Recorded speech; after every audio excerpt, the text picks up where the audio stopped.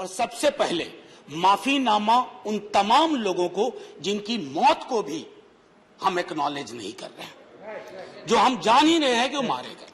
तो ये माफीनामा सर सिर्फ मेरा नहीं है। मैं इसलिए ये बात कह रहा हूं कि मई के महीने में मैंने 6 आर्टिकल लिखे। संसद चल नहीं रही थी, कहां अपनी शिकायत ले जाते, किससे कहते। मुझे भाजपा के मित्रों ने, कई साथियों ने कॉल किया, बधाई दी। मैं उनका भी एहतराम करता हूं और कहता हूं कि ये भरोसा इस सदन का है कि हम सबको एक साझा माफीनामा उन लोगों के नाम भेजना चाहिए जिनकी लाशें गंगा में तैर रही थी। किसी ने कह दिया ये, किसी ने कह दिया वो। सर दूसरी चीज, मैंने कल सेक्रेटरी जनरल साहब से बात करने की कोशिश की, बाकी जगह भी।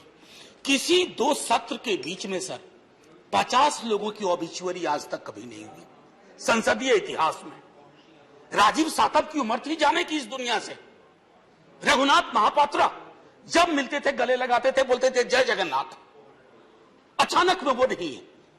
ये पीड़ा व्यक्तिगत है, आंकड़ा मैं नहीं कहना चाहता हूं, मेरा आंकड़ा, तुम्हारा आंकड़ा, अपनी पीड़ा में आंकड़ा ढूंढिए। एक व्यक्ति नहीं है इस देश में, इस सदन में, सदन के बाहर, उस सदन में जो ये कहे कि उसने किसी जानने वाले को ना खोया हो। सर पीड़ा कह सकता हूं। ऑक्सीजन के लिए लोग फोन करते थे, हम अरेंज नहीं कर पाते थे। लोग समझते हैं सांसद है ऑक्सीजन पहुंचा देगा। 100 फोन में पूरे दिन में शाम को बैठ के देखते थे, सक्सेस रेट 2, सक्सेस रेट 3। हमको कौन सा आंकड़ा कोई बताएगा साहब? हमको नहीं चाहिए, किसी आंकड़े की बात नहीं करनी है। हमें देखना है कि जो लोग गए वो जिंदा दस्तावेज छोड़ के गए हैं हमारे फेलियर का। मैं आपकी बात नहीं कर रहा हूं साहब। आप कहिएगा 70 साल में कुछ नहीं हुआ, मैं उसमें जाना ही नहीं चाहता। ये कलेक्टिव फेलियर है 47 से लेकर अब तक की सारी सरकारों का। क्या बना दिया हमने? मुझे पता नहीं था कि अस्पताल और ऑक्सीजन का क्या रिश्ता होता है सर। ईमानदारी से कहता हूं, मैं मेडिकल बैकग्राउंड से नहीं आता हूं। सुबह से लोगों को दिखता था ऑक्सीजन ऑक्सीजन, रेमडेसिविर। मैं तो दवाइयों के नाम तक शुरू में सर प्रोनाउंसिएशन चेक किए कि कैसे उच्चारण करूंगा। ये हालत है। और तब हम आंकड़ों की बात कर रहे हैं, तब हम ये बात कर रहे हैं थैंक यू फलाना साहब, चिलाना साहब। सर मैं यहां से निकलता हूं, बहुत बड़ा विज्ञापन लगा हुआ है, मुफ्त वैक्सीन, मुफ्त राशन, मुफ्त इलाज।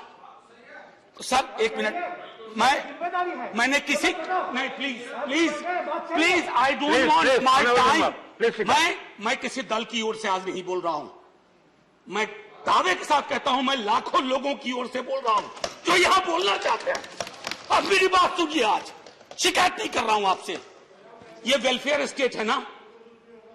एक साबुन की टिकिया अगर कोई गरीब गांव में खरीद रहा है ना सर, तो अडानी अंबानी के बराबर का करदाता है। आप उसको कह रहे हो मुफ्त वैक्सीन, मुफ्त इलाज, मुफ्त राशन। नहीं साहब, कुछ मुफ्त नहीं है, उसका स्टेट है, इस वेलफेयर स्टेट का कमिटमेंट है। उसको आप डिनाग्रेट मत करिए, डेमोनाइज मत करिए, उसे बौना मत बनाइए। ये आग्रह है मेरा। सर मैं इससे पहले की कुछ और बातें कहूं, मेरे पास अभी वक्त है। सर इस कोरोना को मैं भी मानता हूं, मेरे पूर्व के वक्ता कुछ कह रहे थे, ये चैलेंज है हमारे लिए सर। बहुत बड़ी बड़ी बातें नए नए कानून की हो रही है। राइट टू हेल्थ की बात क्यों नहीं करते हम लोग? राइट टू हेल्थ, स्वास्थ्य का अधिकार, उसमें कोई किंतु परंतु लेकिन परंतु नहीं, सीधे तौर पे स्वास्थ्य का अधिकार constitutionally guaranteed. Right to life के साथ लिंक करिए। किसी अस्पताल की मजाल नहीं होगी कि वो उस खिलवाड़ कर पाए उस राइट टू लाइफ का। करना नहीं चाहते। राइट टू वर्क, उस पर काम करिए। पॉपुलेशन को लेकर के बहुत बातें हो रही हैं साहब, डेमोग्राफी को डेमोग्राफर्स को छोड़ दीजिए, बड़ा संश्लिष्ट विज्ञान है, लेकिन ये हम कर सकते हैं इस सदन और उस सदन में। Right to life, right to work पर लेजिस्लेशन लाइए ताकि कोई आपदा आए। अभी तो हमारे लीडर ऑफ हाउस नहीं है, नए नए बने हैं। उनसे मैं कहता, जब वो रेल मंत्री थे, हॉस्पिटैलिटी सेक्टर के लोगों को निकाल दिया गया। इसी कोरोना काल में मैंने लगातार आवाज उठाई, कोई सुनने वाला नहीं है सर, कोई नहीं सुन रहा। अगर आप सांसद की नहीं सुन रहे हैं तो जो छोटे अदना संविदा वाले नौकरी से निकाले गए उसकी कौन सुनेगा सर। एक और अद्भुत चीज हुई इसी कोरोना के दौरान, माननीय उपसभापति महोदय, जब हाहाकार मचा हुआ था हॉस्पिटल के लिए, आईसीयू बेड्स के लिए, दवाइयों के लिए, यह हाहाकार जब मचा हुआ था, उस दौर में सर कई चीजें हुई, जिसमें से एक जो महत्वपूर्ण चीज मैं जिसका जिक्र करूंगा, उस हाहाकार में सरकारें, मैं सिर्फ केंद्र को नहीं कह रहा हूं, कई राज्य सरकारें भी नदारद थी। वो 1.5 महीना कैसे बिताया है इस मुल्क ने, हमारे सदन के कोई लोग बड़े मुश्किल से बच के आए हैं, मैं नाम नहीं लूंगा, पूरे देश ने वो वक्त कैसे बिताया है, नाइटमेयर की तरह लगता है सर, डरावना लगता है। एक मेरा स्टूडेंट पढ़ा है, वह 37 साल का, हॉस्पिटल का बेड जब तक मैंने अरेंज किया वो दुनिया छोड़ के जा चुका था। मैं इसलिए बार बार इसको इसलिए ये कह रहा हूं कि इसमें व्यक्तिगत पीड़ा को ढूंढिए, तब हम इसका निदान ढूंढ पाएंगे। मेरी नाव तुम्हारी नाव, मेरा काल तुम्हारा काल, ये तो बहुत कुछ हुआ, इस भौकाल से आपको कुछ हासिल नहीं होगा। सर बस 1 मिनट और लूंगा, जो मैं कहना चाह रहा था। सर एक खत मैंने मृतात्माओं के नाम लिखा था, कुछ कर नहीं पा रहा था, बेबसी में एक खत लिखा, जो लोग इस दुनिया से चले गए, उसमें कुछ मैंने सलाह दी थी सर सरकार से।